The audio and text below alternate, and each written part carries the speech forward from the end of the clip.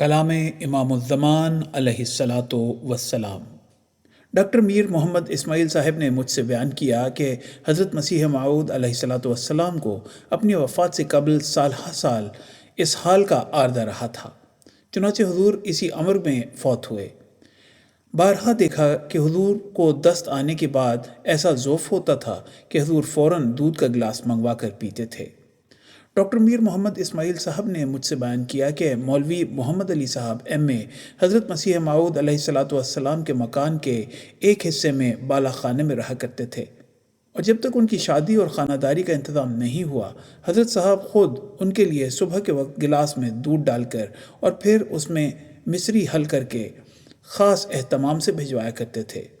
خاکسار عرض کرتا ہے کہ حضرت صاحب کو مہمانوں کی بہت خاطر منظور ہوتی تھی، اور پھر جو لوگ دینی مشاغل میں مصروف ہوں ان کو تو آپ بڑی قدر اور محبت کی نظر سے دیکھتے تھے۔ حوالہ سیرت المہدی جلد اول۔ حضرت ڈاکٹر میر محمد اسماعیل صاحب فرماتے ہیں کہ کھانے میں کوئی جلدی آپ سے صادر نہ ہوتی، آپ کھانے کے دوران ہر قسم کی گفتگو فرمایا کرتے تھے، سالن آپ بہت کم کھاتے تھے،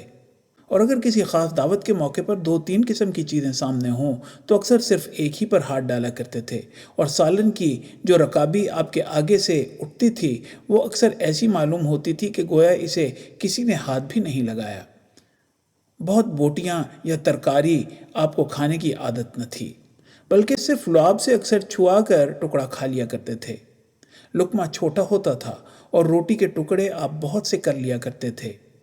اور یہ آپ کی عادت تھی دسترخوان سے اٹھنے کے بعد سب سے زیادہ ٹکڑے روٹی کے آپ کے آگے سے ملتے تھے، اور لوگ بطور تبرک کے ان کو اٹھا کر کھا لیا کرتے تھے۔ اب اس قدر کم خور تھے کہ باوجود یہ کہ سب مہمانوں کے برابر آپ کے آگے کھانا رکھا جاتا تھا، مگر پھر بھی سب سے زیادہ آپ کے آگے سے بچتا تھا۔ بعض دفعہ تو دیکھا گیا کہ آپ صرف روکھی روٹی کا نوالا منہ میں ڈال لیا کرتے تھے اور پھر انگلی کا سرا شوربے میں تر کر کے زبان سے چھوا دیا کرتے تھے تاکہ نوالا نمکین ہو جائے۔ پچھلے دنوں میں جب آپ گھر میں کھانا کھاتے تھے تو آپ اکثر صبح کے وقت مکی کی روٹی کھایا کرتے تھے، اور اس کے ساتھ کوئی ساگ یا صرف لسی کا گلاس یا کچھ مکھن ہوا کرتا تھا، یا کبھی اچار سے بھی لگا کر کھا لیا کرتے تھے۔ آپ کا کھانا صرف اپنے کام کے لیے قوت حاصل کرنے کے لیے ہوا کرتا تھا، نہ کہ لذت نفس کے لیے۔ بارہا آپ نے فرمایا کہ ہمیں تو کھانا کھا کر یہ بھی معلوم نہ ہوا کہ کیا پکا تھا اور ہم نے کیا کھایا۔ دودھ کا استعمال آپ اکثر رکھتے تھے اور سوتے وقت تو ایک گلاس ضرور پیتے تھے، اور دن کو بھی پچھلے دنوں میں زیادہ استعمال فرماتے تھے، کیونکہ یہ معمول ہو گیا تھا کہ ادھر دودھ پیا اور ادھر دست آ گیا، اس لیے بہت ذوف ہو جاتا تھا۔ اس کے دور کرنے کو دن میں 3-4 مرتبہ تھوڑا تھوڑا دودھ طاقت قائم کرنے کو پی لیا کرتے تھے۔ حوالہ سیرت المہدی جلد اول۔